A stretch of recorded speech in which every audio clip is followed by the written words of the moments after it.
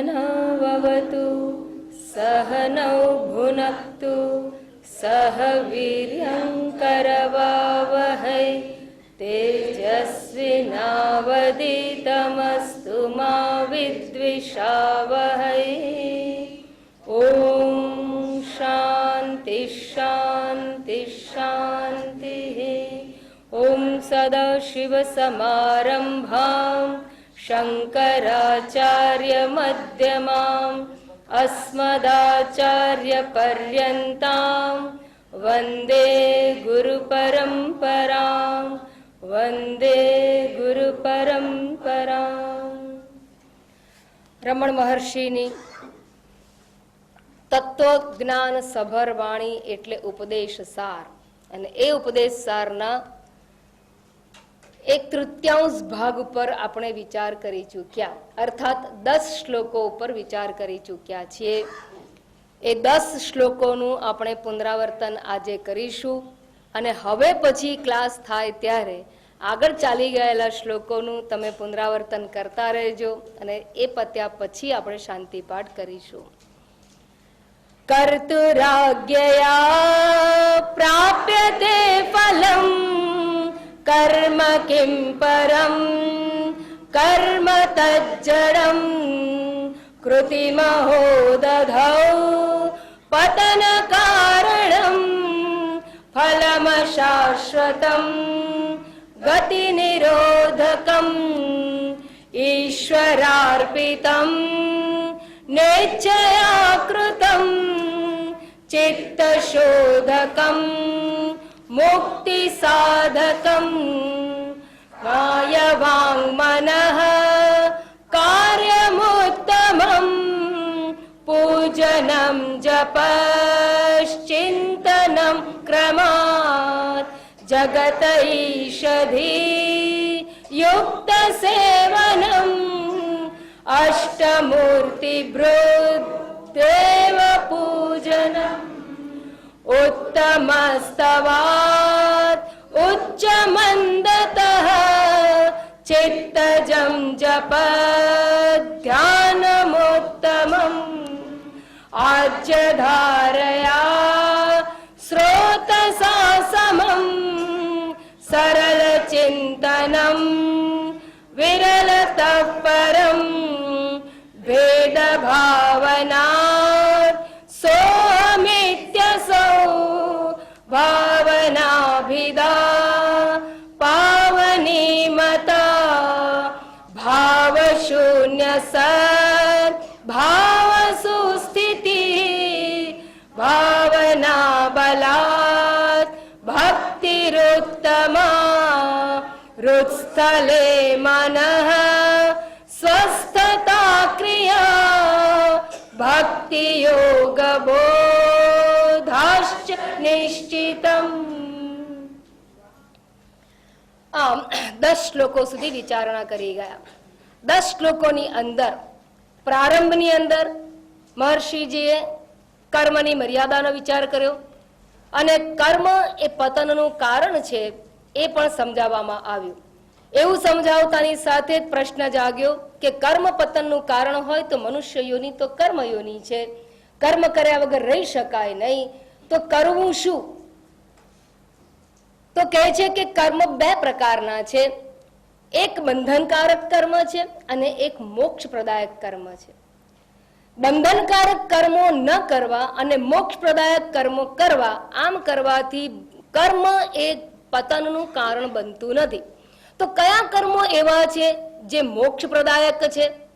તો એને સમજાવવા માટે આગળ કહ્યું કે જે કર્મ આપણે કરીએ એ બધા કર્મો તો યથાવત જ કરવા પડે અને કરવાના હોય, કારણ કે આપણને મનુષ્ય જન્મ પ્રાપ્ત થયો તો મનુષ્ય માત્રને કર્તવ્ય રહેલું છે, અને કર્તવ્યની પૂર્તિ કરવી એ આપણી પ્રથમ ફરજ છે. મા તરીકેનું કર્તવ્ય હોય, પિતા તરીકેનું કર્તવ્ય હોય, વકીલ તરીકેનું હોય, શિક્ષક તરીકેનું હોય, પડોશી તરીકેનું હોય, આમ અનેક પ્રકારના આપણા કર્તવ્યો હોય, દેશ પ્રત્યેનું કર્તવ્ય હોય, તો તમામ કર્તવ્યો તો કરવા જ પડે. પરંતુ કર્તવ્ય કરતી વખતે ઈશ્વરાર્પણ ભાવ રાખવામાં આવે અર્થાત આ બધા જ કર્મો ઈશ્વર મારી પાસે કરાવે છે અને આ ઈશ્વર કાર્ય છે એ ભાવથી કરવામાં આવે તો એ કર્મ છે એ તમારું પ્રત્યેક નિત્ય કર્મ હોય, કૌટુંબિક કર્મ હોય, સામાજિક કર્મ હોય, પોતાના માટેનું કર્મ હોય, પણ એ જ્યારે ઈશ્વર માટે થાય છે એવી જ્યારે ભાવના કરવામાં આવે ત્યારે એ ઈશ્વરને ચડાવેલા પુષ્પ રૂપે બની જાય છે.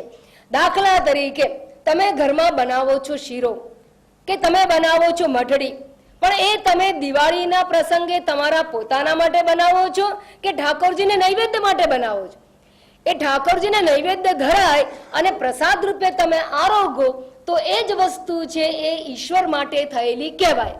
પણ જો તમે એમને ધરાવ્યા વગર જો એ માત્ર આપણા ઉપયોગ માટે પ્રવાસ માટે લઈ જવાનું હોય તો એ ઈશ્વરનો પ્રસાદ બનતો નથી. એમ આપણા દરેક કર્મ છે એ આમ રોજિંદા જ કર્મો છે, પણ એ જ્યારે ઈશ્વર માટે કરીએ છીએ એટલી ભાવના માત્ર ઉત્પન્ન કરવાની છે. અને કર્મયોગ એ યોગ ઓફ એટીટ્યુડ, મનોવલણને જ કર્મયોગ કહ્યું છે. કર્મ એના એ જ કરો, અર્થાત સ્નાન આદિ કર્મ પોતાના શરીરનું કરવાનું હોય તો પણ એ જ કર્મ છે. પુત્ર માટે પણ રસોઈ બનાવવાની હોય કે ડબ્બો બનાવવાનો હોય તો એ જ કર્મ છે. આપણા માટે કપડાં સીવડાવવાનો હોય કે કુટુંબ માટે કરવાનો એ જ કર્મ છે. પણ આ બધા કર્મની અંદર માત્ર ઈશ્વર ભાવ લાવી દો કે આ હું મારા માટે નથી કરતી, ઈશ્વર માટે કરું છું. આ શરીર ઈશ્વરે આપેલી થાપણ છે, એને સ્નાન કરાવવું, શુદ્ધ રાખવું એ પણ ઈશ્વર માટે કરેલું કર્મ છે. એની આપેલી થાપણને સાચવવી એ ઈશ્વર કાર્ય છે. અને આમ પ્રત્યેક કાર્યની અંદર ઈશ્વર ભાવ લાવવામાં આવે તો એ કર્મ છે એ આખી યોગની અંદર રૂપાંતરિત થઈ જાય છે. અને આવું કર્મ કદાપી થાક આપતું નથી. એવા કર્મ માત્રથી જ એક ઉત્સાહ જીવનમાં વધી જાય છે, દ્રષ્ટિ બદલાઈ જાય છે. જેમ ભગવાન માટે ગમે એટલું કરવાનું હોય પણ એક જુદો ઉમંગ હોય છે. અને સાથે સાથે ઈશ્વર એ સમષ્ટિ છે, એ સમષ્ટિની શક્તિ સર્વશક્તિમાન ઈશ્વર છે. કોઈ પણ કર્મ કરો જ્યારે ઈશ્વર માટે કરો ત્યારે જાણે કે આપણું અનુસંધાન એ સમષ્ટિની શક્તિ સાથે થઈ જતું હોય છે. અને જ્યારે આપણું અનુસંધાન ત્યાં થઈ જાય ત્યારે એ કર્મ કરવા માટે એક અનેરી ઉર્જા મનુષ્યને પ્રાપ્ત થાય છે અને એ કદાપી થાકની અસર લાવતું નથી. આમ એવા કર્મ જ્યારે ઈશ્વર પ્રીત્યર્થે કરવામાં આવે તો એ કર્મ બંધનનું કારણ બનતું નથી. ઈશ્વરાર્પિતમ ન ઈચ્છયા કૃતમ ચિત્ત શોધકમ મુક્તિ સાધક. અને એવા કર્મથી થાક નથી લાગતું એટલું જ નહીં, મનમાં ઉદ્વેગ કે ઉચાટ થતો નથી. જ્યાં રાગ અને દ્વેષ હોય ત્યાં ઉદ્વેગ અને ઉચાટ હોય. જ્યાં હું કરું ને મારે કરવાનું છે, મારી પ્રતિષ્ઠાનો સવાલ છે, ત્યાં ટેન્શન હોતું હોય છે. પણ જ્યારે ઈશ્વર માટે કરવાનું છે અને જેવું કરાવે એ એનું કામ છે એનું કર્યું. જેમ આપણે કોઈના ઘરે મહેમાન થઈને ગયા હોઈએ અને એ આપણને કે તમે આટલું શાક સવારી આપો, કોઈ તમે વિચાર નથી કરતા, તમે કરીને આપી દો છો. જે થયું એ તમારાથી જેવું આવડ્યું બન્યું એવું તમે કરો છો. બસ એ જ પ્રમાણે આ ઈશ્વરે આપેલું કર્મ છે ને એ જેવું થયું જેવું આવડ્યું યથાશક્તિ યથામતી કર્યું. એવી ભાવના રાખવામાં આવે ત્યારે રાગ દ્વેષ ચિત્તમાં ઉત્પન્ન થતા નથી. માટે ચિત્તની શુદ્ધિ અને ઉદ્વેગ મુક્ત ચિત્ત થઈ જાય. સહજ અને સ્વાભાવિક રીતે નિશ્ચિંતતાને પ્રાપ્ત થવાય છે. અને એવી નિરાંતતાને પ્રાપ્ત થયેલું ચિત્ત હોય એ ચિત્ત છે એ ઈશ્વરના ચિંતન માટે યોગ્ય બને છે. અને એવા ભાવ વડે જ્યારે જીવન જીવાતું હોય ત્યારે આપણું પ્રત્યેક કર્મ છે એ ઈશ્વરની પૂજા બની જાય છે. એના માટે પછી સવારનો કલાક હું પૂજામાં આપું છું એવું કરવાની જરૂર નથી. જો સવારનો કલાક પૂજામાં રાખીએ ને તો રોજની પૂજા શાંતિથી થાય જ નહીં. કારણ કે એટલા બધા કર્મ અને કર્તવ્યથી મન આપણું એટલું બધું વ્યગ્ર રહેતું હોય છે કે ક્યારે પૂજા પૂરી થાય અને મારે આ બાકીનું કામ કરવું, ક્યારે આ પતી જાય અને આ કરું, નહીં થાય તો મારું શું થશે, નહીં થાય તો મારું કંઈક બાકી રહી ગયું, એવો ઉદ્વેગ જન્માવતું હોય છે. તો આપણી દૈનિક પૂજા છે એ પણ પૂજા છે, પણ એ ક્યારેક ક્યારેક મનમાં ઉદ્વેગ ઉત્પન્ન કરે છે. પણ આ સમજ સાથે જીવનને પૂજા બનાવી દીધું હોય, જીવનના પ્રત્યેક કર્મને પૂજાનો ભાગ બનાવ્યો હોય તો એમાં ઉદ્વેગ નથી, શાંતિ છે, સ્વસ્થતા છે. અને એવું સ્વસ્થ મન હોય ત્યારે એવું મહર્ષિજી કહે છે કે તમે એ ભાવથી ઈશ્વરની પૂજા કરો. તમને એમ થાય કે હું બરે રસોડામાં બનાવું અને અમે જમતા હોઈએ તો ભગવાન ક્યાં વચ્ચે આવે? ભગવાન તો મંદિરમાં છે, ભગવાનને તો ધરાવવા જવાનું હોય. ભગવાન કહે છે હું માત્ર મંદિરમાં નથી, મંદિરમાં તો છું જ, પણ માત્ર મંદિરમાં નથી, જઠરમાં હું વૈશ્વાનર તરીકે રહેલો જ છું. તમે પોતે જ્યારે ભોજન કરો છો ત્યારે એવી ભાવના રાખો કે હું ભોગ કરું છું એવું નહીં, પણ હું અંદર રહેલા જઠરાગ્નિ રૂપે રહેલા પરમેશ્વર છે એને હું અર્પણ કરું છું. બ્રહ્માર્પણમ બ્રહ્મ હવિઃ. અને એવી ભાવના કરવામાં આવે ત્યારે કર્મ છે એ બ્રહ્મ બની જાય છે, અર્થાત પરમેશ્વરમય થઈ જાય છે. જગત ઈષદી યુક્ત સેવનમ અષ્ટમૂર્તિ ભૃદેવ પૂજનમ. આવા 8 મૂર્તિ રૂપે રહેલો ભગવાન છે. પંચમહાભૂત, સૂર્ય, ચંદ્ર અને જીવાત્મા. પ્રત્યેક જીવ, પછી એ મનુષ્ય હોય કે મચ્છર માખી વગેરે હોય, કોઈ પણ યોનિમાં રહેલો જીવ હોય, એ તમામ રૂપે ઈશ્વર જ રહેલો છે. એવી ભાવનાથી આપણા પ્રત્યેક કર્મો થાય. તો આપણે મોર્નિંગ વોક કરવા જઈએ ને તો મોર્નિંગ વોક કરવાનું, પણ ભગવાનની ભાવના કરી હોય તો એ પ્રદક્ષિણા બની જાય છે. બસ દ્રષ્ટિનો ફેર છે. અને દ્રષ્ટિ તમારી એ જ કર્મ છે, પણ દ્રષ્ટિ બદલી નાખો છો એનું મહાન ફળ પ્રાપ્ત થાય છે, બહુ મોટું ફળ પ્રાપ્ત થાય છે. અને એવું જ્યારે ફળ પ્રાપ્ત થાય ત્યારે આપણું મન રાગ દ્વેષથી મુક્ત હોય, ચિંતા મુક્ત હોય, એવું મન એકાગ્ર થઈ શકે છે. ત્યારે એના માટે આગળ કહેવામાં આવ્યું કે આ તો બધા કર્તવ્ય કર્મ છે, એ નિષ્કામ કર્મ છે. એટલું જ નહીં, મોક્ષરૂપી ગતિ તરફ લઈ જનારું કર્મ છે, બંધન મુક્ત કર્મ છે, આપણા જીવનને બંધન મુક્ત કરાવનારું કર્મ છે, મોક્ષગામી કર્મ છે. સાથે સાથે નિત્ય પૂજા વગેરે છે એ પણ બંધન મુક્ત કર્મ છે. જપ, ધ્યાન, એ ભક્તિ વગેરે પણ બંધન મુક્તિ માટેના કર્મો છે.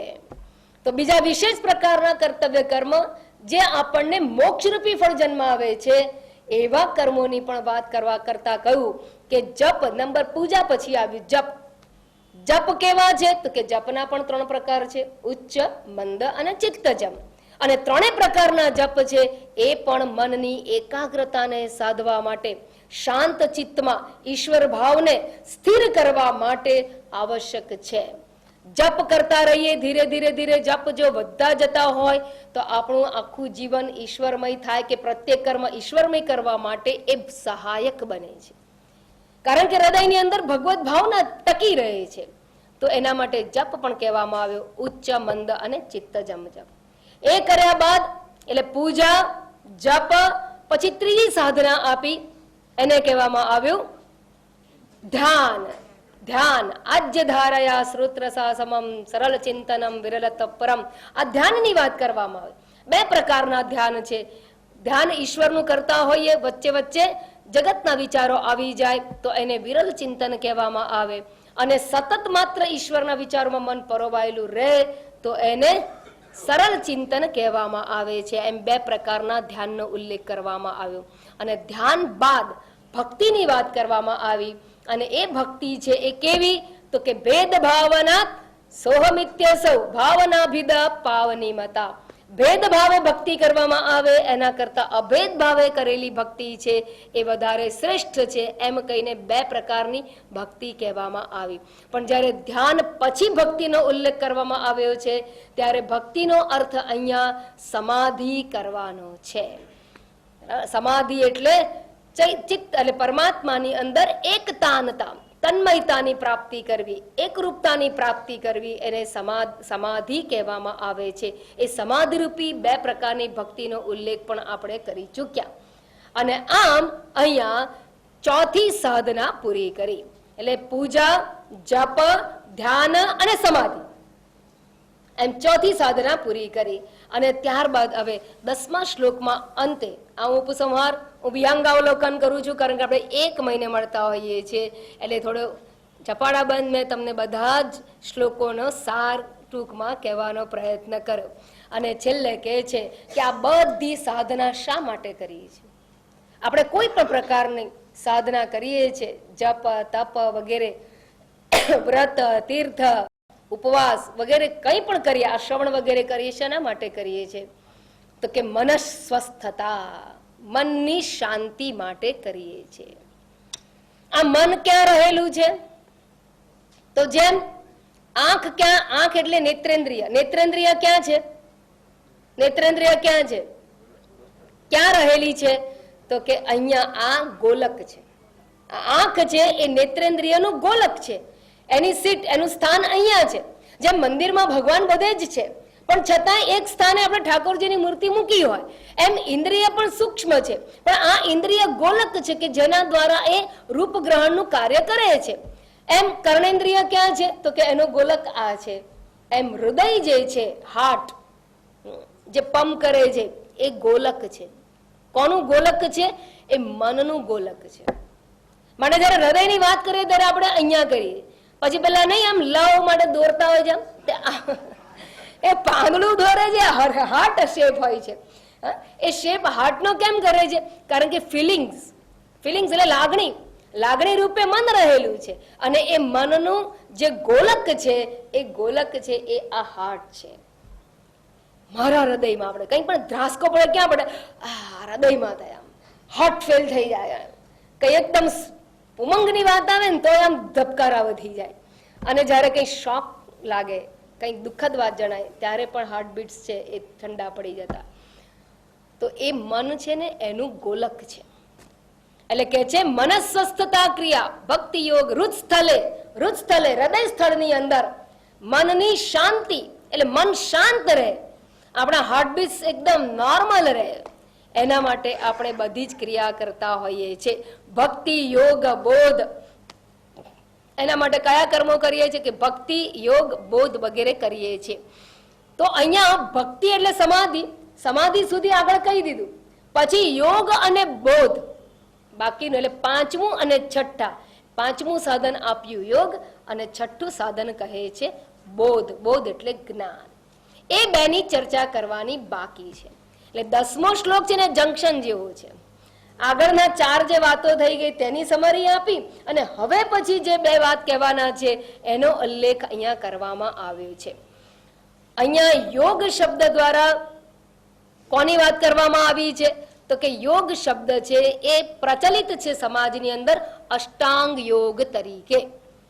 અષ્ટાંગ યોગ પતંજલિ મહારાજે આપેલો અષ્ટાંગ યોગ છે, અને એ અષ્ટાંગ યોગની અંદર 8 સાધન છે. 8 સાધનની અંદર સૌથી પહેલા છે યમ, બીજો નિયમ. યમની અંદર પણ 5 છે, નિયમની અંદર પણ 5 છે, બરાબર? બ્રહ્મચર્ય વગેરે યમ, પછી નિયમ, એ યમ નિયમ. પછી 3જા નંબરે આવે છે આસનમ. આસન, અનેક પ્રકારના આસન આપણે કરીએ છીએ.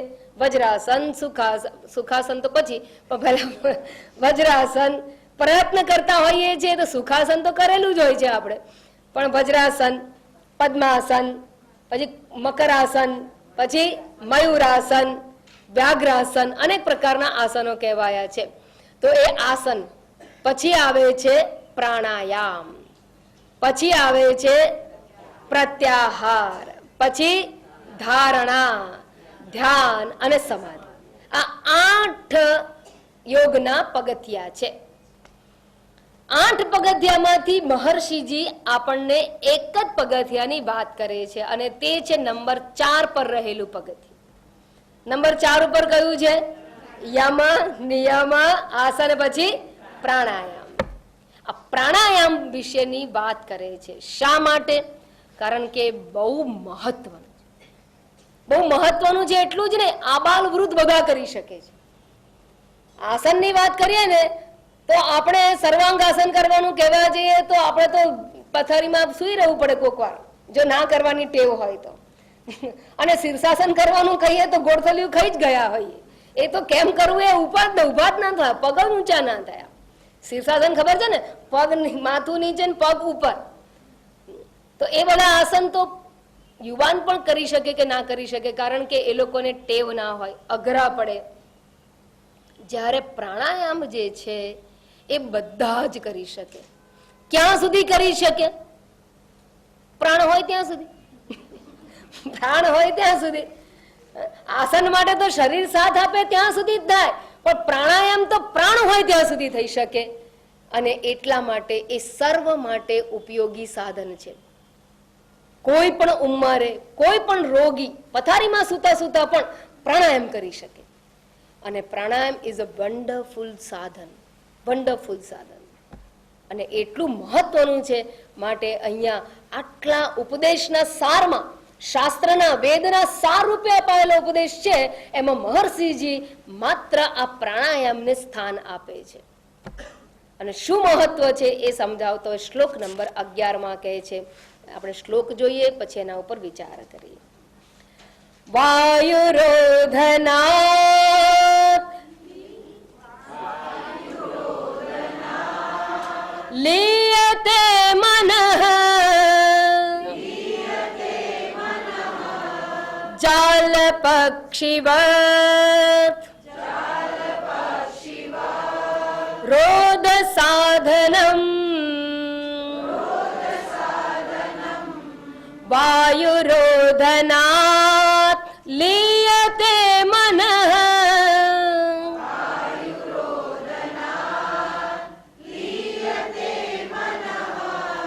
જાલ પક્ષિવત રોદ સાધનમ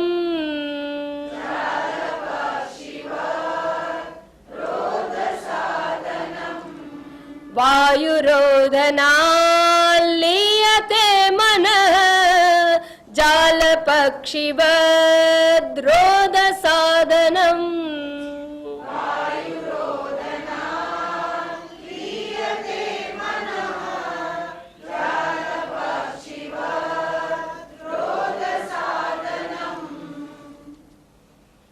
વાયુરોધનમ.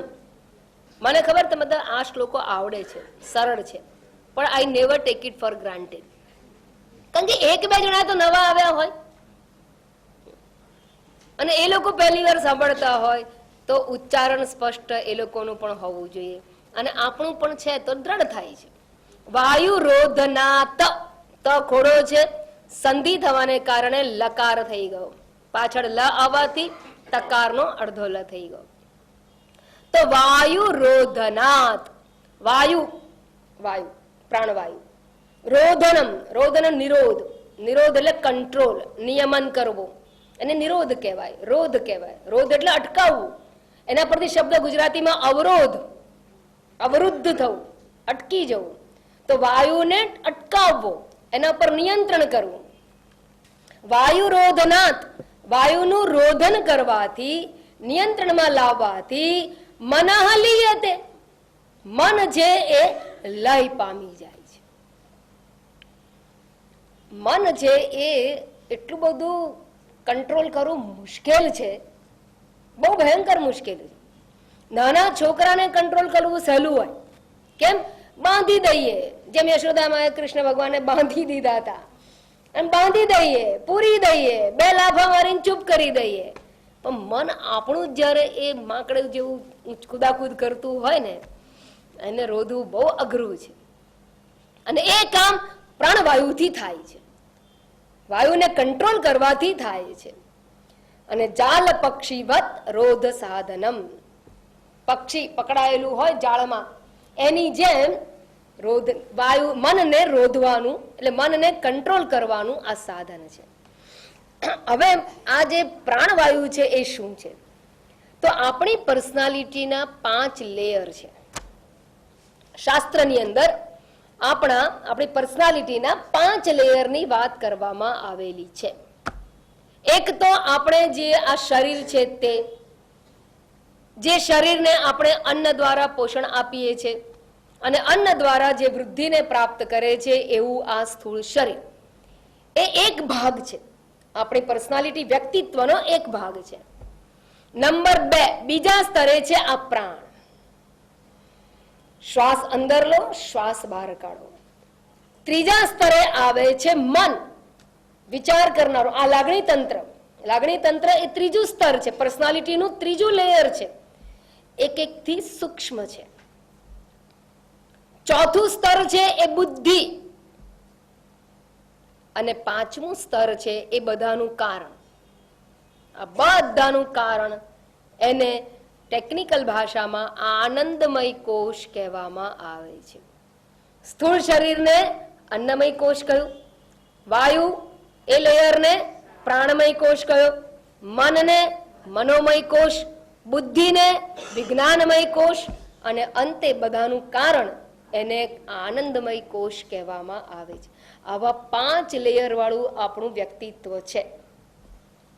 મોટા ભાગનાને ખબર નથી હોતી. એક જ સ્થૂળ શરીરને એટલું બધું મહત્વ આપી દીધું હોય છે, બાકીના ચારને તો આપણે ગણકારતા જ નથી, અને એટલે જ ઘણા બધા પ્રોબ્લેમ્સ છે. પણ હવે આ જે પ્રાણવાયુ છે એ અન્નમય અને મનોમયની વચ્ચે છે. શરીર અને મન એ બંનેની વચ્ચે છે, અને વચ્ચે હોવાને કારણે એ બંને પર અસર કરે છે. અને એટલે જ્યારે કોઈ એમ કહે કે પ્રાણાયામ કરો ને રોગ દૂર થાય, રામદેવ બાબા કહે, તો ઇટ ઇઝ 100% કરેક્ટ. કારણ કે બધા તંત્રો છે એના ઉપર કંટ્રોલ મન વાયુ દ્વારા થાય છે, પ્રાણવાયુ દ્વારા થાય.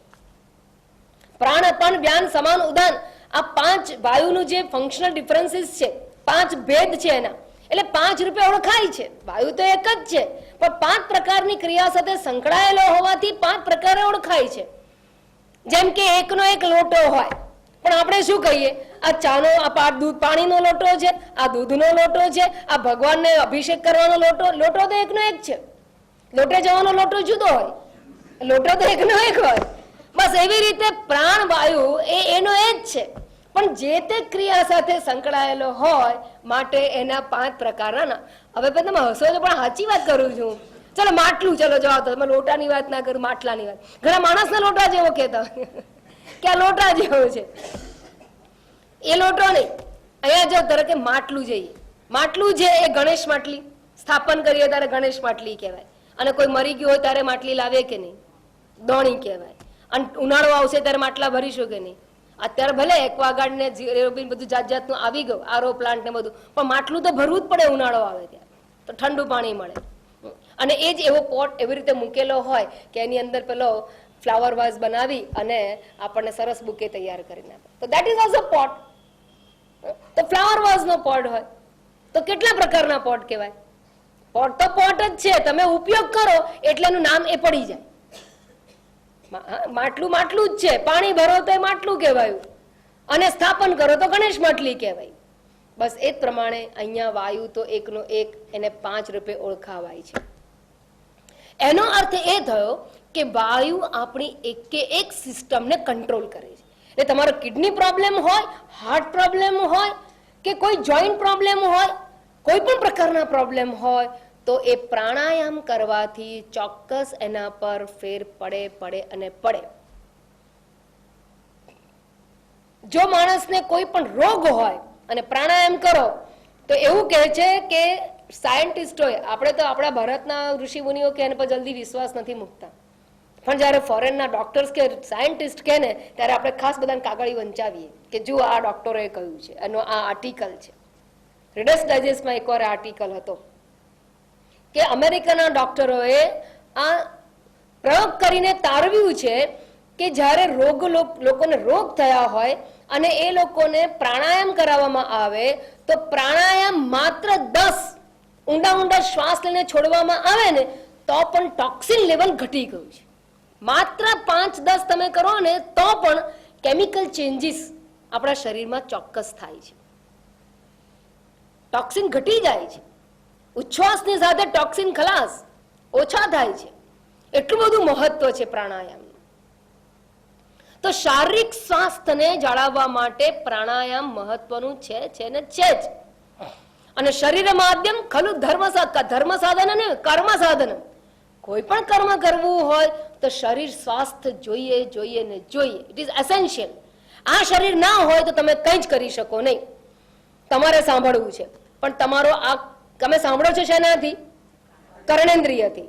વિચાર કરો છો મનથી, પણ સાંભળો છો કર્ણેન્દ્રિયથી. અને કર્ણેન્દ્રિય તો સૂક્ષ્મ છે, આ તો એનું ગોલક છે, તમે જાણો છો. પણ આ ગોલક જો ગરબડ કરેલું હોય, તકલીફ વાળું હોય તો સંભળાય ખરું? બરાબર વિચારીને સમજો, નહીં સંભળાય. કર્ણેન્દ્રિય દ્વારા, અરે ચક્ષુ ઇન્દ્રિય દ્વારા તમે જુઓ છો, પણ દાખલા તરીકે આંખના ડોળામાં પ્રોબ્લેમ આવી ગયો. હવે ઇન્દ્રિય તો છે, ઇન્દ્રિય મરતી નથી, એ સૂક્ષ્મ છે. એટલે ભગવાને કહ્યું 15મા અધ્યાયમાં મનસ્સષ્ઠાની ઇન્દ્રિયાણી પ્રકૃતિ સ્થાની કરશતી. જ્યારે જીવાત્મા જાય છે ત્યારે ઇન્દ્રિયો સાથે જાય છે, મન સહિત ઇન્દ્રિયોને લઈને જાય છે. એ ઇન્દ્રિયો તો સૂક્ષ્મ છે, આ માત્ર ગોલક છે. પણ જો ગોલક તમારું ફેલ ગયું, ગરબડ થઈ, તો તો તમે આ કલર જોઈ શકો ખરા? નહીં જોઈ શકો. એનો અર્થ એ કે આ દુનિયા સાથે તમારે કોન્ટેક્ટમાં રહેવું હોય તો ગોલક્સ આર વેરી વેરી ઇમ્પોર્ટન્ટ. એટલે કોઈ પણ કર્મ કરવું હોય, જીવાત્મા કર્મ કરે છે. કર્મનું બંધન કોને છે? જીવાત્માને છે. સુખ દુઃખ કોને છે? મનને છે. બરાબર. પણ એ જીવાત્માને આ જગતમાં કંઈ પણ કરી જવું હોય તો શરીર જોઈએ ને જોઈએ. શરીરનું માધ્યમ ના હોય તો કોઈ પણ જીવાત્મા એક પણ કાર્ય કરી શકે નહીં. એટલે શરીર જે છે આપેલું પરમાત્માએ એ બહુ મહત્વનું સાધન છે. બહુ મહત્વનું સાધન છે. Never neglect it. બહુ મહત્વનું છે. Up to the last breath આપણે કામ કરી શકીએ એના માટે તો પ્રાર્થના કરીએ. વ્યશેમ દેવહિતં યદાયુઃ. અમે અમારું જીવન દેવહિત એટલે દેવ કાર્ય માટે અમારું આખું જીવન વ્યતીત થાય. એમાં પ્રાર્થના શું કર્યું છે કે હે પરમેશ્વર, મારું જેટલું પણ આયુષ્ય છે એ દેવ કાર્ય માટે વપરાય. એટલે કે હું પથારી વશ થઈ ના જીવું, હું 4 મહિના ખાટલામાં પડી રહીને ના જીવું, હું કામ કરતા કરતા જીવું. એ પ્રાર્થના છે એની અંદર. તો શરીર એટલું મહત્વનું છે કે જેના દ્વારા જ એ સાધન છે કે જેના દ્વારા આપણે કોઈ પણ પ્રકારનું કાર્ય કરી શકવા સમર્થ છે. પછી એ 4 પુરુષાર્થમાંથી કોઈ પણ પુરુષાર્થ હોય, ધર્મ, અર્થ, કામ કે મોક્ષ. તો એને સ્વસ્થ રાખવા માટે વાયુ તો પ્રાણાયામ છે, એના ઉપર કરેલો કંટ્રોલ તો મહત્વનો છે જ છે. પણ સાથે સાથે એ મન ઉપર પણ કાબુ ધરાવે છે. તમારા શરીરમાં જે કેમિકલ ચેન્જીસ આવે, રાસાયણિક ફેરફાર આવે, એ પ્રમાણે મનના આવેગોની અંદર પણ ફેરફાર આવતો હોય છે. બહુ ગુસ્સો આવી ગયો, કઈ ના કરો, 5 વખત ઊંડા ઊંડા શ્વાસ લો, બેસી જશે, મન શાંત થઈ જશે. ભલે ટેમ્પરરી, મન શાંત થઈ જશે. બોલવું છે પણ રહેવાતું નથી, અકળાવાય છે, ઊંડા ઊંડા શ્વાસ લઈ લો, જતો રહેશે પ્રોબ્લેમ. સ્ટ્રેસ છે, ટેન્શન છે, ઊંડા ઊંડા શ્વાસ લો, રિલેક્સ થઈ જશો. શરીરના ચેન્જીસ પણ આવશે અને મનમાં પણ ચેન્જીસ આવે છે. બંને ઇન્ટરકનેક્ટેડ છે. એટલે શરીર અને મન એની વચ્ચે આ પ્રાણ છે, જેના દ્વારા તમે શરીરના રોગોનું નિયંત્રણ કરી શકો છો અને માનસિક રોગોનું પણ નિયંત્રણ છે. આ ટેન્શન એ માનસિક રોગ છે. ઘણા લોકો કહે બહુ ટેન્શન છે. આ ટેન્શન એ માનસિક રોગ છે. બહુ ઓછાને ખબર પડે, ફેશન થઈ ગઈ છે, મારે ટેન્શન છે એટલે કે હું બહુ બિઝી છું, I am important person in the society. પણ એવું નથી. શાંત મન હોય એ સ્વસ્થ મન કહેવાય. અચ્છા, તો કે છે કે જો તમારે મનને કંટ્રોલ કરવું હોય, મન જો પ્રોબ્લેમ આપતું હોય, ઊંઘ આવતી ના હોય, પ્રાણાયામ કરો. સહેલો રસ્તો છે. મનને શાંત કરવાનો સહેલો રસ્તો છે. કોઈની પર તમે ડિપેન્ડન્ટ નથી. પથારીમાં બેસો, ઊંડા ઊંડા શ્વાસ લો, આરામથી મન ધીરે ધીરે ધીરે શાંત થઈ જશે. તમે ભસ્ત્રિકા પ્રાણાયામ કરો કે પછી કપાલભાતી કરો. થોડી વાર પછી તમે કપાલભાતી વધારે કરો ને તો મન આમ બ્લેન્ક લાગશે, ખાલી લાગશે, આખું શાંત થઈ જાય, મન શાંત થઈ જાય. અને એટલે બહુ ઇમ્પોર્ટન્ટ છે. પણ બધા મેં કહું કે માતાજી બી દવા ને બધું લઈ, દવાથી પણ થાય. જો મેન્ટલ ડિસઓર્ડર હોય ને એને પણ પ્રાણાયામ કરાવવામાં આવે ને તો એ પણ સારું થાય. પ્રાણાયામથી ચિત્તની, મનની એકાગ્રતા પણ વધે. પ્રાણાયામ કરે તો એકાગ્રતા પણ વધે, મેમરી પણ વધે. આ બધી વસ્તુની ફળશ્રુતિ પ્રાપ્ત થાય છે. રોગ તો જાય જ જાય, પણ અનેક પ્રકારના ફાયદાઓ છે રહેલા છે. અને મનની અંદર જે અશાંતિ છે એને દૂર કરવા માટે આ વાયુ છે, પ્રાણાયામ કંટ્રોલ, જે પ્રાણ કંટ્રોલ છે, પ્રાણ કંટ્રોલને જ પ્રાણાયામ કહેવાય. પ્રાણ એટલે પ્રાણવાયુ અને આયામ એટલે કસરત, વ્યાયામ. આયામ વ્યાયામ, આયામ પરથી વ્યાયામ શબ્દ આવે. વિશેષણ આયામ, વિશેષ પ્રકારે કરેલો પદ્ધતિસરનો આયામ, પરિશ્રમ, એને વ્યાયામ કહેવામાં આવે. અને પ્રાણ સાથે સંકળાયેલો હોય માટે એને પ્રાણાયામ કહેવામાં આવે છે. પ્રાણાયામના પ્રકારો અનેક અનેક છે. પૂરક, રેચક, કુંભક. રેચકમાં રેચક પ્રાણાયામ એને કહેવાય જેમાં રેચકનું પ્રાધાન્ય હોય. પૂરક એને કહેવાય જેમાં મુખ્યત્વે પૂરક હોય. આ પૂરક એટલે શું ને રેચક એટલે શું મારા કરતા તમને બધાને વધારે ખબર છે. ઘેર ઘેર પ્રાણાયામ રામદેવ મહારાજ લઈ આવ્યા છે. થેન્ક્સ ટુ અમુક લેવલ પર બહુ જરૂરી છે. પૂરક એટલે પૂરવાનું, અંદર પૂરો એને પૂરક કહેવાય. પૂરી દો અને રોકી રાખો એટલે કુંભક. તમે પૂરો ને એટલે તમારા ફેફસા છે ને એ ગળા જેવા ફૂલી જાય, બરાબર? એટલે શું થઈ ગયું? અને બંધ કરી દો એટલે કુંભક થઈ ગયો. પછી બહાર કાઢો રેચક. રેચ તમે ખબર રેચ કોને કહેવાય? રેચ આપવામાં આવે ને પેલો નેપાળો લઈને રેચ શું કરે? રેચ એટલે શું? કાઢી નાખે. તો રેચક એટલે કાઢી નાખવું. આવું એટલા માટે કહું છું કે તમને યાદ રહી જાય. ઘણી વાર ઘણા લોકોને કન્ફ્યુઝન થાય કે આ પૂરક કયો ને રેચક કયો, રેચક ને પૂરક થાય, પૂરક નો રેચક થાય. એટલા માટે કહું છું બધું. રેચક એટલે કાઢી નાખવાનો શ્વાસ, પૂરક એટલે અંદર લેવાનો, અને કુંભક એટલે રોકી નાખવાનો. ઘણાના જેવા આપણા લંગ્સ કરી નાખવાના. એકવાર મેં રામદેવ બાબાને સાંભળેલા, એમણે એમ કહ્યું હતું કે આપણે માત્ર 20% લંગ્સનો ઉપયોગ કરીએ છીએ. 80% આપણા ફુગ્ગા ફૂલેલા હોતા નથી, બંધ હોય છે, ફેફસા રૂપી ફુગ્ગા. અને એનો જો વધુમાં વધુ ઉપયોગ કરી શકો તો દીર્ઘાયુની પ્રાપ્તિ થાય, સ્વસ્થ શરીરની પ્રાપ્તિ થાય એવું કહેવાય છે. અને ટ્રેકિંગ વગેરે એમાં મદદ કરે છે. આ ટ્રેકિંગ વગેરે કેમ કરવામાં આવે કે જેથી કરીને તમારા લંગ્સ એ ફૂલે, લંગ્સ ફૂલે, હવા વધારે જોઈએ, ઓક્સિજન વધારે જોઈએ. અથવા દાદરા ચડો, શ્વાસ ભરાઈ જાય, પગ ના દુખે, શ્વાસ ભરાઈ જાય, અને એનાથી લંગ્સ છે ને એ વધારે કેપેસિટી વાળા બને છે, રોગો ઓછા થાય. પણ ગ્રેજ્યુઅલી કરવામાં આવે તો, સડનલી કરવામાં આવે તો તકલીફ પણ થાય. તો પ્રાણાયામ છે, હા, એટલે એના માટે માર્ગદર્શકની મદદ પડે, જરૂર પડે છે. તો પ્રાણાયામ જે છે એના દ્વારા તમે પ્રાણને કંટ્રોલ કરો તો શરીર તો સારું રહે જ રહે, પણ માનસિક રોગોનો પણ એ ઉપાય છે. તો પ્રશ્ન આપણને એમ થાય કે જો માનસિક રોગ જે પ્રોબ્લેમ્સ છે એને દૂર કરવા માટે દવા પણ છે ને. ઊંઘ ના આવતી હોય, સેડેટિવ્સ લઈ લો છે. ડિસઓર્ડર હોય, મેન્ટલ ડિસઓર્ડર, તો પણ દવાઓ છે. પણ એ બધી સકાઇટ્રિસ્ટે આપેલી દવાઓની સાઈડ ઇફેક્ટ છે અને છે. પ્રાણાયામ એક એવો ઉપાય છે, પરમાત્માએ આપેલો કુદરતી ઉપાય, કે એમાં કોઈ સાઈડ ઇફેક્ટ નથી. કોઈ સાઈડ ઇફેક્ટ નથી, એક પૈસાનો ખર્ચ નથી, કોઈ સાઈડ ઇફેક્ટ નથી, અને કોઈના પર તમે ડિપેન્ડન્ટ નથી, જાતે જ કરી શકો છો. તો એ પ્રાણાયામની વાત. અચ્છા, હવે જયારે મેં એમ કહું કે પ્રાણાયામ દ્વારા શરીર ઉપર કંટ્રોલ અને મન ઉપર પણ કંટ્રોલ થાય છે, બંનેની વચ્ચે છે, એટલે બંનેને અસર કરે. તો હવે એમ કહેવાય કે મન ઉપર કંટ્રોલ કરીને પ્રાણવાયુને કંટ્રોલ ના કરી શકાય.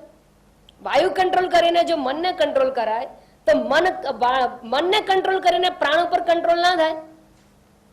થાય. કેવી રીતે થાય છે?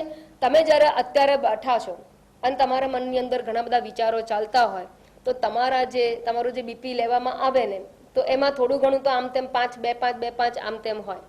અથવા તમારી જે પલ્સ માપવામાં આવે તો એ થોડી ઘણી આમ તેમ હોય. પણ તમે સૂઈ ગયા હો ત્યારે એકદમ નોર્મલ. તમે સૂઈ જાઓ ને ત્યારે તમારા જે શ્વાસ છે ને એ પણ બહુ નોર્મલ બ્રીધિંગ હોય, એકદમ લયબદ્ધ હોય. અત્યારે તો એકદમ તમે મિસ કરી નાખો, લયબદ્ધ ના પણ હોય, એકવાર ઊંચો થઈ ગયો એવું પણ થાય. પણ તમે સૂઈ જાઓ ત્યારે નથી આવતું. કેમ? કારણ કે ત્યાં મન શાંત હોય, એટલે મન લય પામી ગયું છે. એટલે મન જો શાંત હોય તો પ્રાણ ઉપર કંટ્રોલ આવે જ છે, અને પ્રાણ ઉપર કંટ્રોલ આવશે તો શરીર ઉપર કંટ્રોલ આવી જ જશે, એટલે શરીર સ્વસ્થતા પ્રાપ્ત થશે. તો રિવર્સ કેમ ના થાય? રિવર્સ થાય, પણ રિવર્સ સહેલું છે ના. જેમ ઊંઘમાં આપણું મન શાંત હોય છે, એવું દિવસ દરમિયાન જાગ્રત અવસ્થામાં શાંત હોય છે ખરું? ના. સૂક્ષ્મ વસ્તુને કંટ્રોલ કરવી અઘરી છે. માટે અર્જુને પણ કહ્યું હતું, ચંચલમ હિ મન કૃષ્ણ પ્રમાથી બલવદ્રડમ. મન કેવું છે? તો કે માકડું તો હજી શાંત કહેવાય. કારણ કે એક ડાળ પરથી બીજા ડાળે કૂદવા માટે એને એની પૂંછડી બધું બરાબર બેલેન્સ કરીને પછી કૂદે છે, એ જુએ છે પછી કૂદે છે. અને આ મન તો કશું જ નથી જોતું, ક્યાંય બેઠું હોય ને ક્યાંક વિચારે ચડી જાય છે. કઈ જગ્યાએ પહોંચી જાય છે જ ખબર નથી. ઘડીકમાં ખાવાનો વિચાર કરે, ઘડીક કપડાનો વિચાર કરે, ઘડીક પ્રસંગનો વિચાર કરે, અને ઘડીકમાં બેંક બેલેન્સનો વિચાર કરવા માંડી પડે, કઈ કઈ વિચાર કરવા માંડી પડે, ખબર જ ના પડે આપણને. આ મન એને કંટ્રોલ કરવું કેટલું અઘરું છે. એમાં યોગ વશિષ્ઠની અંદર રામચંદ્રજી પણ પૂછે છે વશિષ્ઠજીને અને કહે છે કે કેટલું અઘરું છે. તો કહે છે કે આ તણખલું લઈએ ને, એક તણખલું લઈ અને આખો દરિયો ઉલેચીએ, અને જ્યારે દરિયો ઉલેચાઈ જાય ત્યારે આ મન કંટ્રોલ થઈ જાય. કે જેટલું સમુદ્રને ઉલેચવું અઘરું છે તણખલા વડે, એટલું આ મનને કંટ્રોલ કરવું અઘરું છે. એટલે જો તમારું મન કંટ્રોલ ના થતું હોય તો ચિંતા ના કરતા. રામચંદ્રજીની દશા એવી હતી, અર્જુનની પણ દશા એવી હતી, તો આપણે વળી કયા ઝાડના મૂળ, આપણે ચિંતા નહીં કરતા. પણ એક ઉપાય છે, એને તત્કાલ કંટ્રોલ કરવો હોય તો પ્રાણાયામ કરો. પ્રાણાયામ કરવાથી ઉપાય એટલે મન છે એ શાંત થઈ જાય છે. કેવી રીતે શાંત થાય છે? તો હવે એ અશાંત મનને ટેકલ કરવા માટે અહીંયા મહર્ષિજીએ આપણને કહ્યું કે એ કેવી રીતે કરે છે. તમે કેવી રીતે કહો છો કે મન કંટ્રોલમાં આવી જાય પ્રાણાયામ કરવાથી? મારું મન તો બધું એટલું બધું ઉદ્વેગમાં છે ને કે પ્રાણાયામ કરીએ ને તોય કંટ્રોલમાં નથી. હું તમને કહું, પ્રાણાયામ જ નહીં થતા હોય તમારા. ઘણી વાર એવું બને છે કે પ્રાણાયામ કરવો એ અઘરો પડે. મન એટલું બધું ફાસ્ટ. માણસ જયારે બહુ ભયમાં હોય ને તો બ્રીધિંગ ફાસ્ટ થાય, ભય હોય, ચિંતા હોય, બ્રીધિંગ એકદમ ફાસ્ટ થાય, ખબર પણ ના પડે, બ્રીધિંગ ફાસ્ટ થઈ જાય, હાર્ટબીટ ફાસ્ટ થઈ જાય. કોઈ પણ પ્રકારનું આમ કંઈક થશે તો એવો વિચાર કરતાની સાથે થ્રિલિંગ પેલા પિક્ચર જોતા હોય બધા. હવે એ બધામાં આપણા હાર્ટબીટ્સ એકદમ વધારે પડતા થ્રિલિંગ એક્સપિરિયન્સીસ બધાને જોઈએ. પણ થ્રિલિંગ એટલે ફાસ્ટ બ્રીધિંગ થાય. Not good for health, not at all good for health. પણ લોકોને સુખ કે શાંતિનો ઉપાય નથી, અને એ મન પોતાનું એટલું બધું પ્રોબ્લેમેટિક હોય કે એને એકવાર ભૂલવા માટે આ બધા થ્રિલિંગ એક્સપિરિયન્સીસ લેતા હોય છે, પ્રશ્નોને ભૂલવા માટે. પણ that is not the right solution. મનોરોધ કરવા માટે વાયુનું રોધન કરવામાં આવે. તો વાયુ કેવો છે? તો કે વાયુ પેલા પાંજરા જેવું છે, અને મન કેવું છે? તો કે પક્ષી જેવું છે. પાંજરામાં પુરાયેલું પક્ષી, જેવી રીતે પાંજરામાં પુરાયેલું પક્ષી શાંત નથી બેસતું, આમ તેમ જોયા કરે, ઊંચું નીચું થયા કરે, આમ તેમ ફર્યા કરે અંદર, પણ એનું રિસ્ટ્રિક્ટેડ મૂવમેન્ટ છે. એમ તમે પ્રાણ પર કંટ્રોલ કરો તો મન કઈ જતું નથી રહેતું, પણ એનું રિસ્ટ્રિક્ટેડ મૂવમેન્ટ છે, એટલે કંટ્રોલ્ડ મૂવમેન્ટ છે. એટલે કે આપણી ગાડી છે ને એ બિલકુલ કંટ્રોલમાં છે, બ્રેક બરાબર આપણા નિયંત્રણમાં છે એવું કહેવાય. તો આ વાયુરોધન એક પાંજરા જેવું છે અને મન પક્ષી જેવું છે. એટલે પ્રાણાયામ કરવાથી આ પાંજરાની અંદર પક્ષી પુરાઈ જાય એમ આપણું મન છે એ રિસ્ટ્રિક્ટેડ થઈ જતું હોય છે. તો વાયુરોધનાત લીયતે મનઃ, મન લય પામી જાય છે. જાલ પક્ષીવત રૂપક આપ્યું છે કે જાળમાં સપડાયેલા પક્ષીની જેમ મન છે એ નિરોધમાં આવી જાય છે, નિયંત્રણમાં આવી જાય છે. એમ જળમાં પકડાયેલા પક્ષીની જેમ મનને ઉપર નિરોધ કરવા માટે પ્રાણાયામ એ મહત્વનું સાધન છે. ઓ માતાજી, બસ એટલે મન શાંત કરવા માટે આટલો જ ઉપાય કરવાનો. હા, આટલો જ ઉપાય કરવાનો. તો બસ, તો હવે અમારે ક્યાં બધું ભણવાની જરૂર નહીં, આપણે તો જોઈએ છે શું? મનની શાંતિ. આ બધું શેના માટે કરીએ? રિયલી ઘણી વાર બધા ભૂલી જતા હોય છે. બધા એવું માને છે કે બધું કરીએ છીએ ને આડો કંઈક ભણીએ છીએ. કારણ કે જિંદગી પર ભણ કર્યું હોય ને એટલે એવું લાગે કે એકેડેમિક કેરિયરની જેમ આપણે કંઈક કેરિયર પ્રાપ્ત કરવા માટે આ ભણીએ છીએ મનની શાંતિ માટે, પણ એના સિવાય બધું મળે. ભણીએ લઈએ પણ મનની શાંતિ નથી મળી હોતી. હું તો વારંવાર આ વસ્તુ યાદ કરાવું છું. એવું ના હોવું જોઈએ કે પૈસા કમાઈએ છતાં આપણે ભિખારી રહીએ. મનની શાંતિ જ ના હોય ને આમ આપણે વિદ્યાવાન હોઈએ. એવું ના બનવું જોઈએ જીવન. વિરોધાભાસ ના હોવો જોઈએ જીવનની અંદર. હશે તો આપણા જીવનમાં આપણે કંઈ પ્રાપ્ત કર્યું નથી એવું થશે. તો પ્રાણાયામથી જો મન શાંત થઈ જતું હોય પછી આગળના શ્લોકોની શું જરૂર છે? તો અહીંયા કહે છે કે પ્રાણાયામ મનને શાંત ચોક્કસ કરે છે, પણ it is like first aid. જેમ માથું દુખતું હોય, ફર્સ્ટ એડમાં શું કરીએ આપણે? ક્રોસિન લઈ લો. પણ ક્રોસિન કઈ અલ્ટિમેટ ઉપાય છે? ના, મૂળભૂત રોગ સુધી પહોંચવું પડે કે એસિડિટીથી થયું માથો દુખાવો, શરદીથી માથાનો દુખાવો થયો, ઉજાગરાથી માથાનો દુખાવો થયો. તમારા માથાના દુખાવાના અનેક પ્રકારો, અનેક કોઝ છે. એ જ્યાં સુધી દૂર ના કરો ત્યાં સુધી તમે કોઈ પણ ક્રોસિન લો તો બધું કેવી કહેવાય? એ ટેમ્પરરી ઉપાય છે. It is a temporary solution, like a first aid. બસ એ જ પ્રમાણે આ વાયુરોધન છે ને, એ મનને શાંત કરવાનું ફર્સ્ટ એડ છે, ટેમ્પરરી ઉપાય છે. મનને શાંત થાય પણ time Bing, for some time only. Again પાછું કાલે પાછું ગુસ્સો આવે તો વળી પાછું પ્રાણાયામ કરવું જ પડે. અને ક્યાં સુધી કરી શકીએ આપણે? મને કહો, કઈ સહેલું જ પ્રાણાયામ વારંવાર કરતા રહેવાનું?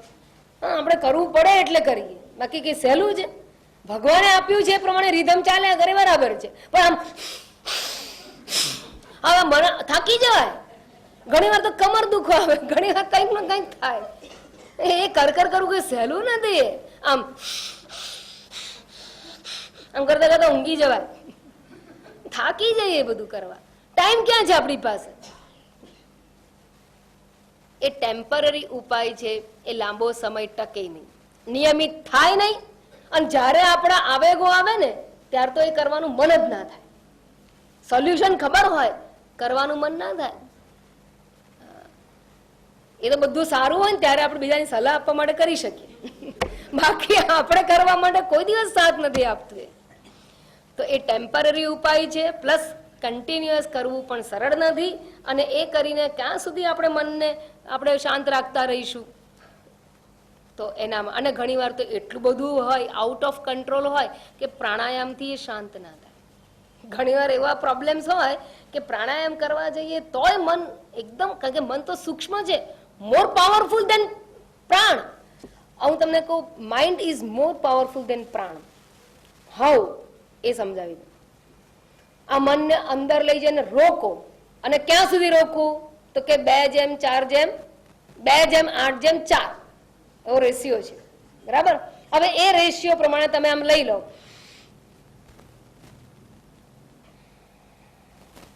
ધીમે ધીમે કાઢવાનું. આ નક્કી કોણે કર્યું? મન. રોકો ક્યાં સુધી? મન કે ત્યાં સુધી. તો કોણે નિયંત્રણ મન, આ પ્રાણ પર નિયંત્રણ કર્યું? કોણે? મનથી જ થાય. પણ મન જ જયારે છટકેલું હોય ત્યારે એ કયું નિયંત્રણ કરવા સાથ આપે? જયારે એ જ પ્રોબ્લેમ વાળું વધારે પડતું હોય ત્યારે એ જલ્દી સાથ ના આપે. આ તો હેબિટ કરી હોય અને કરેલું હોય પ્રાણાયામનો અભ્યાસ તો કદાચ સાથ આપી શકે, બાકી જલ્દી સાથ નહીં આપે. અને છતાંય પણ ટેમ્પરરી સોલ્યુશન છે. જ્યાં સુધી કંટ્રોલમાં પ્રાણ હોય ત્યાં સુધી મન મોડું બધું આમ બંધ રાખી લીધું હોય, આંખો તો લાલ લાલ થઈ ગઈ હોય ને આપણે બસ આમ બસ્ટ આઉટ થવાના જ હોઈએ, પ્રાણાયામ કરી લીધો હોય. પણ ક્યાં સુધી? બસ આ મહેમાન જાય એટલી વાર, પછી તારી આઈ બની છોકરાઓને કહીને જેવા મહેમાન ગયા નથી ફૂટ્યું આપણું, ફૂટ્યું, હવા નીકળી જ ગઈ અંદરથી. તો આવું જયારે હોય ત્યારે એ પરમાનન્ટ રેમેડી કહેવાય નહીં. તો કાયમી સોલ્યુશન શું? એનો ઉપાય બતાવતા હવે શ્લોક નંબર 12 કહે છે. ચિત્તવાયવશ્ચિત ક્રિયાયુતા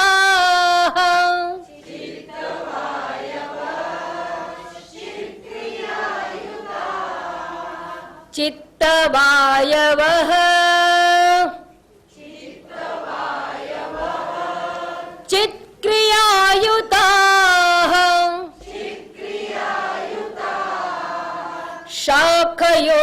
શાખયોર્દ્વયી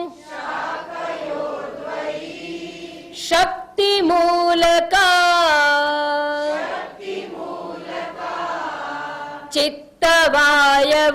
ચિત્તવાયવશ્ચિત ક્રિયાયુતા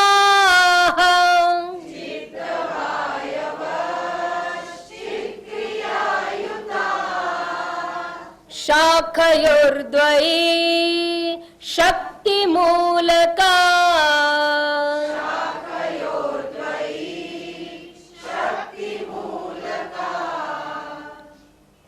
ચિત્ત. ચિત્ત એટલે મન. ચિત્ત શબ્દ જે છે એટલે મન. ચિત્ત એ અંતઃકરણની વૃત્તિ છે. અંતઃકરણની 4 પ્રકારની વૃત્તિઓ: મન, બુદ્ધિ, ચિત્ત અને અહંકાર. મન એટલે સંકલ્પ વિકલ્પ કરનારી વૃત્તિ. આ કરું કે ના કરું, જવું કે ના જવું, હમણાં કરું પછી કરું, આજે કરું કાલે કરું, આવું કરું તેવું કરું, આને કહેવાય મન. આવા વિચારોને મન કહેવામાં આવે. ના આજે તો ક્લાસમાં જવું જ છે, નક્કી કર્યું, આને શું કહેવાય? બુદ્ધિ. મન, બુદ્ધિ. ચિત્ત. ચિત્ત એટલે શું? તો કે અનુસંધાન કરનારી વૃત્તિ. ચલો આજે તો મંદિરમાં જવું જ છે, દર્શન કરવા ગયા. હવે દર્શન કરવા મંદિરમાં આવ્યા, ભગવાનને પગે લાગીએ, પછી તમારા મનમાં કોનો વિચાર આવે છે? ઠાકોરજીનો. દર્શન કર્યા ઠાકોરજીના અને એનો વિચાર આવે છે. અને આમ શું સુંદર મૂર્તિ છે, કેટલી શાંત છે, કેટલા આમ છે. આ જે ભાવ ઉત્પન્ન થયો ને એ સતત કોના વિશેનો થયો? ઠાકોરજી વિશે. તો એક જ વિષય આકારની વૃત્તિ મનમાં ચાલ્યા કરે. ભલે અનેક આવે કે હમણાં વાઘા સુંદર છે, આજે દર્શન સરસ થયા, બધું ઘણા પ્રકારના વિચારો આવે. તે બધા વિચારો ભલે બદલાયા કરે, પણ વિચારો કોના વિશેના આવે? ઠાકોરજીના. તો વિચારો જે વિષયના આવે એ એક જ વિષય હોય તો એને અનુસંધાન કરનારી વૃત્તિ કહેવામાં આવે છે. અને એવો વિચાર છે એને ચિત્ત કહેવામાં આવે છે. એટલે ચિત્ત એ પણ વૃત્તિ કે વિચાર છે. અને દરેક વિચાર સાથે હું કરું છું, હું સંકલ્પ કરું છું, હું નિર્ણય કરું છું, હું અનુસંધાન કરું છું, એમ હું જોડાયેલું છે. એ અહમને અહંકાર કહેવામાં આવે છે. હવે અહીંયા કહે છે ચિત્ત એટલે કે મન. આ રેફરન્સ ટુ કોન્ટેક્સ આપણે શબ્દ એનો મન વાપરીએ, અંતઃકરણ મન. અને વાયવઃ એટલે વાયુઓ.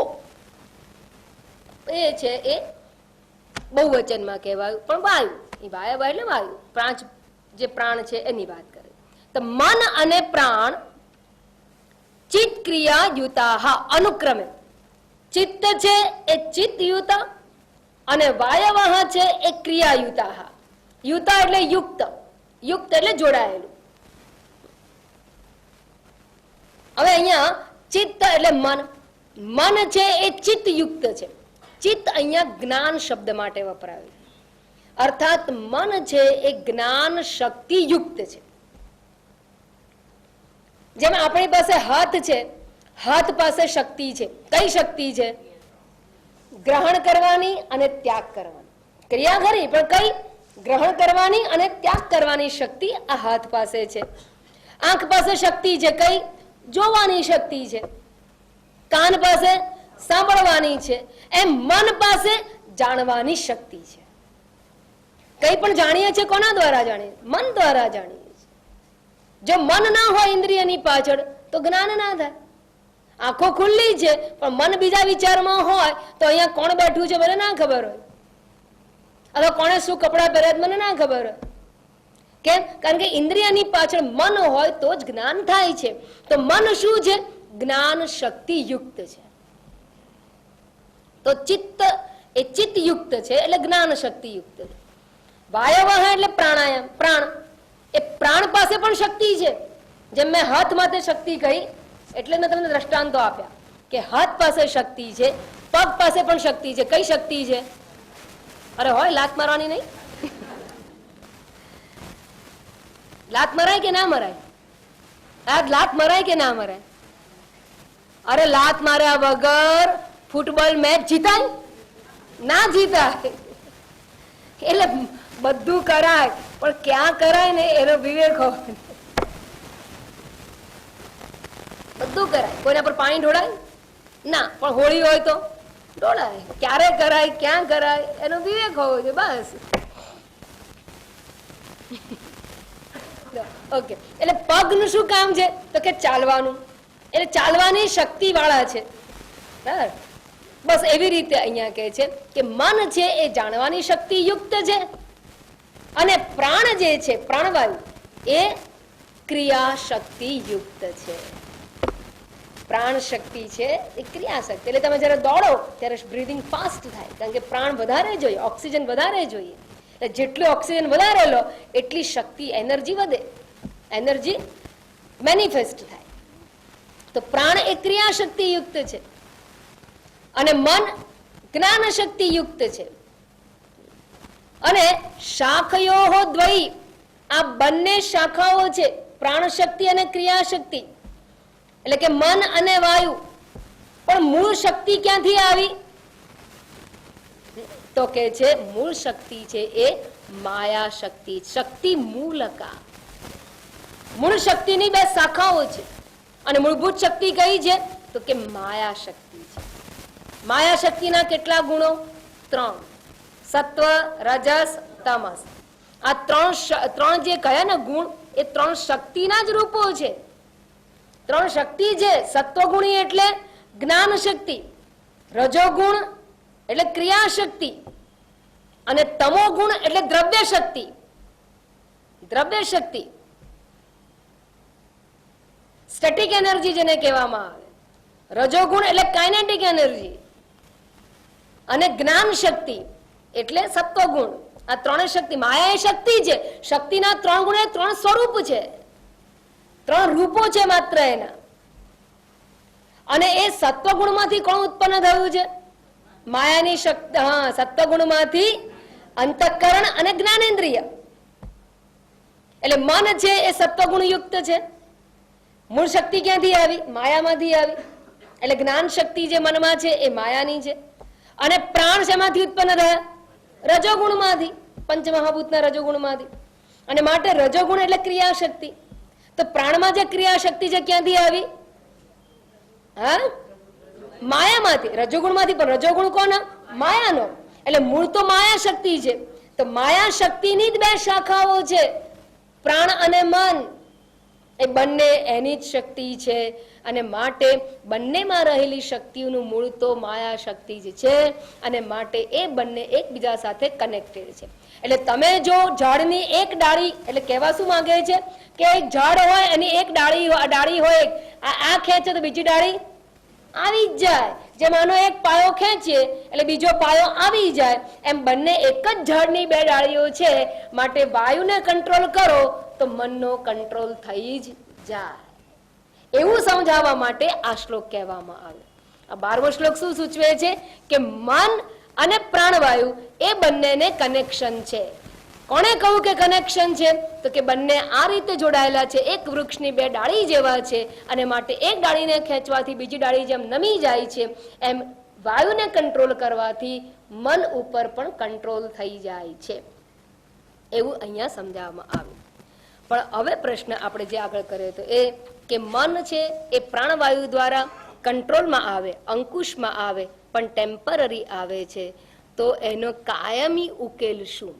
મનની શાંતિ કાયમ માટે પ્રાપ્ત કરવી હોય તો કયો ઉપાય કરવો જોઈએ અને કેવી રીતે થઈ શકે? એના માટે શ્લોક નંબર 13માં મહર્ષિજી કહેવાના છે, જે આપણે નેક્સ્ટ ટાઈમ મળીશું ત્યારે વિચારીશું. ત્યાં સુધી ટેમ્પરરી મનઃશાંતિને પ્રાપ્ત કરતા રહો. ઓમ પૂર્ણમદ પૂર્ણમિદં પૂર્ણાત પૂર્ણમુદચ્યતે પૂર્ણસ્ય પૂર્ણમાદાય પૂર્ણમેવાવશિષ્યતે. ઓમ શાંતિ શાંતિ શાંતિ. હરિ ઓમ. શ્રી ગુરુભ્યો નમઃ.